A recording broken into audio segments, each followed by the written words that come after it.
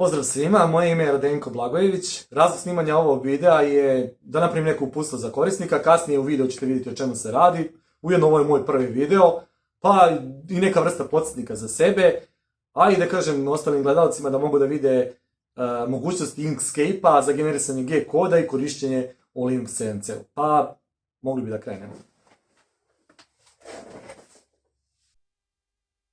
Evo, naime, o čemu se radi? Radi se o strugu za izradu plovaka za pecanje. Strug je rađen pre 20 godina, radio je neki vjerovatno kolega i kolega svaka čast za strug koji je napravljen pre 20 godina, koji i dan danas radi, ali jedini problem je što je meni nepoznat softver, vjerovatno je kolega pisao ili neki njegov, da kažem njegov kolega, pisao je upravljački program, znači nije koristio ni Match, ni Linux, već tada je napisao neki svoj program pod Windowsom 98. Došlo je do toga da su počeli da pucaju hard diskovi i morali smo da odradimo neko rješenje za prelazak na nešto drugo. Šta je specifično kod ovog struga jeste da on radi u jednom prolazu. Ima gonjeni alat, u ovom slučaju to je tocilo, i onda nisam mogao da koristim neke, da kažem, programe za crtanje za strug ili neke postprocesore gotove, a morao sam opet da nađem nešto što je najlakše. U ovom slučaju moj izbor je pao na Inkscape, program za crtanje, koji već u sebi ima ekstenziju za generisanje G-koda. Evo sad brzinski ću da pokažem kako se crta u Inkscape-u, konkretno kako se crta priprema za plovak. Evo uzet ću znači, olovku, povlačim jednu liniju, držim CTRL da bude prava, izaberem tu liniju i sad recimo strug mi je, odnosno pardon, plovak mi je 100 mm, zatim biram ovu drugu alatku, Node Tool, i sa njom ću da probam da napravim oblik nekog plovka kakav mi odgovara. Mogu da kliknem na ove tačke, samo trenutak, i da dobijem ove linije i da sa njim napravim kakav god želim oblik. Recimo da je to taj oblik, odmah mogu da vidim znači, njegovu širinu, vidite, i visinu. Visina mi recimo ne odgovara, stvarni plovak je recimo kompletno širok 18 mm, znači ja želim da bude 9 mm. Evo stavim 9 mm i on je sada, njegova ova polovina je 9 mm. Ako ovaj ovdje katenat zaključam, promjenom znači visine ili širine će se proporcionalno, znači ako promenim širinu, proporcionalno će se promijeniti i visina. Recimo da je to sad taj neki oblik plovka koji ja želim, ili nekog tog dela koji pravim na tom strugu, ali da bi recimo bio siguran da mi je to ok, mogu da ovo odštampam na papir i da uporedim sa već gotovim plovkom koji imam. Da bi to uradio mogu da uzmem, da kopiram ovo, da okrenem u ogledalu, da ga postavim ovdje dole, da ih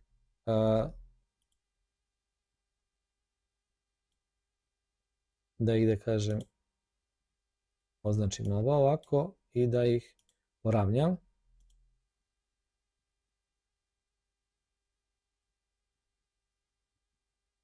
Da ih približim jedan ka drugom.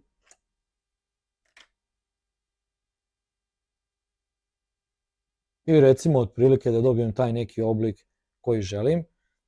Izaberem lupu, stavim razmjer 1:1 i otprilike to je to. Mogu bi da prislonim, da kažem, taj neki već gotov i da vidim da li mi je to odgovara. I recimo da mi ovo sad odgovara, mogu da otprilike stavim neku liniju vodilju na sredini, znači uzimam je dozgo, znači uzimam je tako što uhvatim ovdje za lenjer i povučem.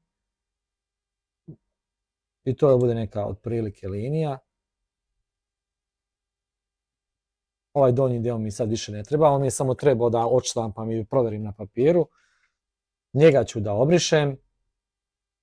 I ono što ću da dodam, dodat ću još jednu linijicu ovdje, a to ću raditi tako što ću lupom da prvo zoomiram prednji deo, izaberem ovu alatku, potvrdim, izaberem olovku, kliknem na ovaj završetak linije, isto držeći Ctrl, spustim ovdje pravo dole.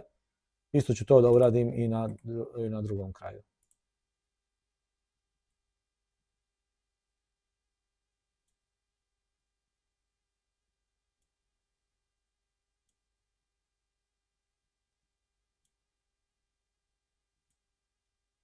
Evo recimo da je to taj moj plovak ili ti ta neka polovina, znači kao da sam ga razrezao niz duž, pa polovina od toga. Ovu liniju mogu da izbrišem, ona mi više ne treba i sad recimo to je taj deo koji sam želao da dobijem. Pregenerisanje G koda, sada trenutna koordinata ovog elementa, evo pogledajte, x, y, ja ću je postaviti na 0, 0. Znači to radim pregenerisanje G koda i to se sada nalazi na dnu strane. Ove na koje crtam.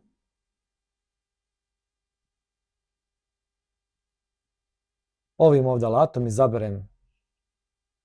izaberem ovu kažem konturu ili ovaj crtež i idem na ekstenziju i kažem G-Code Tools.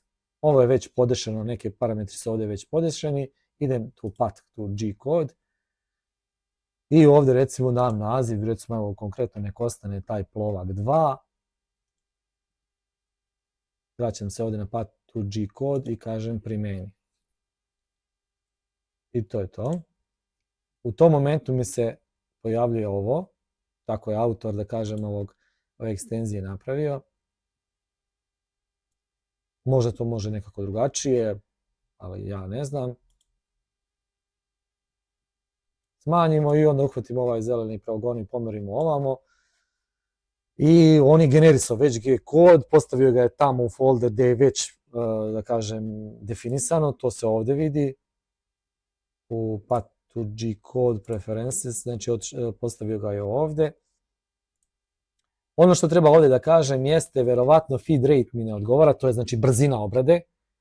Ovdje je 400 mm u minuti, a recimo ja hoću neku drugu vrednost. Kliknem na više puta na ovo, da kažem, 400 dok njega ne, evo ga, i onda mogu samo da ga izmenim, tako što ću ovdje dodati, recimo hoću 1000. Znači sad sam promijenio da mi feed rate bude 1000 mm u minuti, ali već generisani G-kod to ne sadrži. Moram ponovo da izvršim generisanje.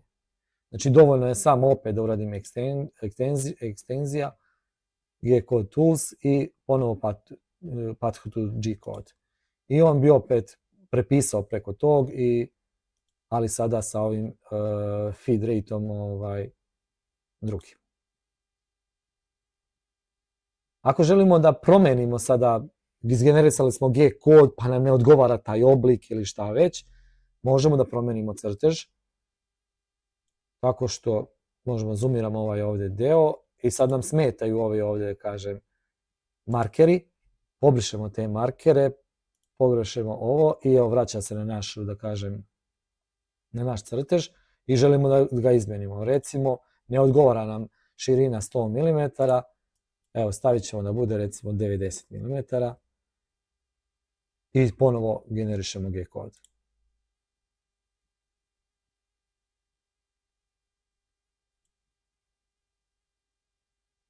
Path to G-code i primjeni. I to je to. Zašto sam izabrao Inkscape? Iz više razloga. Prvi razlog je što sam mogao da ga instaliram, pošto sam za upravljanje mašinom izabrao Linux CNC, zato što Inkscape ima verziju i za Linux i za Windows. To je jedan od razloga, a drugi razlog zato što je jednostavna i je možda za mene trenutno najvažniji i najprostiji, jeste zato što sam mogao da utičem na generisanje G-koda u delu headera i footera. Sad ćete to da vidite. Radi se tako što se u folder gdje smještate, da kažem, već generisane fajlove, postave se dva fajla, footer i header. Otvorio sam footer, ali evo header. U headeru naravno samo startovanje obradnog motora, a u footeru sam postavio ove, da kažem, 4 reda. Prva dva reda vrše postavljanje x i y na nulu, a x i y na nulu, a imamo M100 korisnički kod i M99 da se COG kod vrti non stop dok ne prekinemo izvršavanje tog G koda, odnosno dok ne prekinemo mašinu. Vidjet ćete kasnije to zbog čega. A evo sada ću da otvorim i ovaj generisani fajl plovak.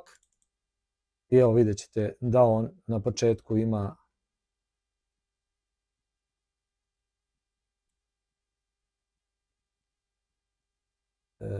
evo, izvinite, pogrešno.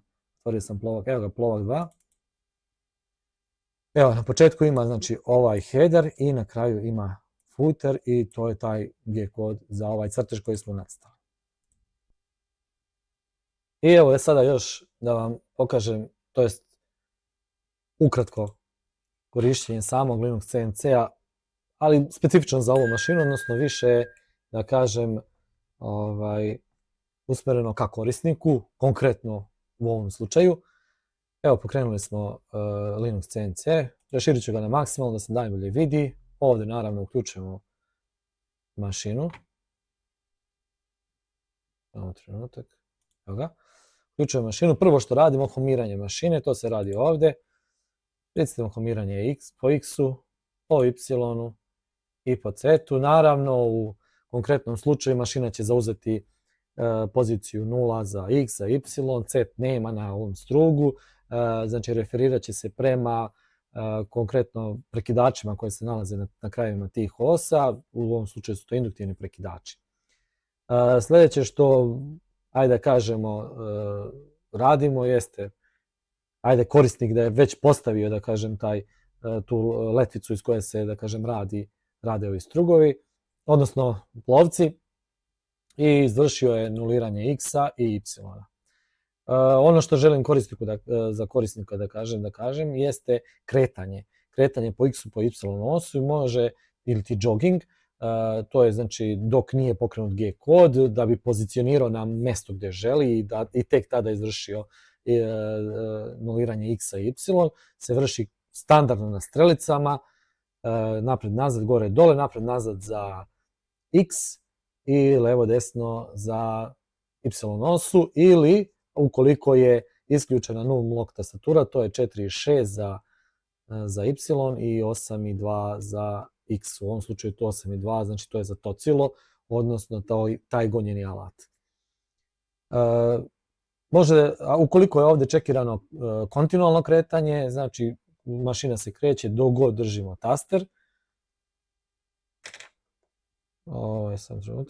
Dok god držimo taster, mašina se kreće, ali znači da bi tačno ili precizno doveli mašinu tamo gdje treba, odnosno konkretno u tocilo da postavimo na nulu, možemo koristiti neke od ovih ovdje kretanja za određeni zadatu dimenziju, da tako kažem. Recimo ako hoćemo pomerimo samo 1 mm, čekiramo 1 mm i on se pomeri samo za 1 mm, ili 5 mm, ili naravno u suprotnom pravcu. Evo, 25 izgledalo ovako. Evo. Znači možemo kontinualno ili za određenu ovdje već predefinisane mere koje možemo isto promijeniti. To je kretanje brzo. Ili ti evo ga nacrtan zec i najbrža brzina kretanja konkretno ovog struga je, znači to je taj feed rate ili ti jogging, znači 4200 mm u minuti. Naravno možemo da radimo i sporo kretanje kad prebacimo ovdje na ikonu kornjače i onda evo kontinualno kako to bi izgledalo. I ovdje opet možemo i to da smanjimo na manje ili na više. Dakle, postavili smo obradni komad koji obrađujemo, postavili smo y smo doveli na nulu, nuliramo ga, nuliramo x i to je to. Ako želimo ovu putanju koju je crtao da izbrišemo, to možemo ovdje. I evo sada možemo da učitamo recimo neki G kod, možda nije baš onaj koji smo malo precrtali, ali evo, učitava se ovdje na ovu ikonu, pa onda idemo ovdje na open i evo ga plovak 2 i to je to otprilike. Želimo sada, da pomenem zbog čega onaj korisnički M100 kod. M100 kod je korisnički kod koji mi uključuje i isključuje digitalni ulaz u klasičnom lederu koji ima mogućnost Linux CNC. Klasičan leder je nešto kao programiranje za PLC. Znači leder dijagram kao programiranje za PLC. Znači tu sam dva digitalna ulaza, odnosno jedan digitalni ulaz sam uključivo i isključivo. Znači kada mašina prođe COG kod, ona taj ulaz uključi, isključi i samim tim meni da impuls na brojaču. Brojač sam koristio da bi mogao da napravim ovaj ovdje deo, a to je znači da mi se zaustavi izvršavanje nakon određenih broja komada. Evo ovdje mogu da podesim koliko želim komada. Možemo i da stavimo 5 komada. Podesi, resetuj i evo pustit ćemo sada izredu 5 komada.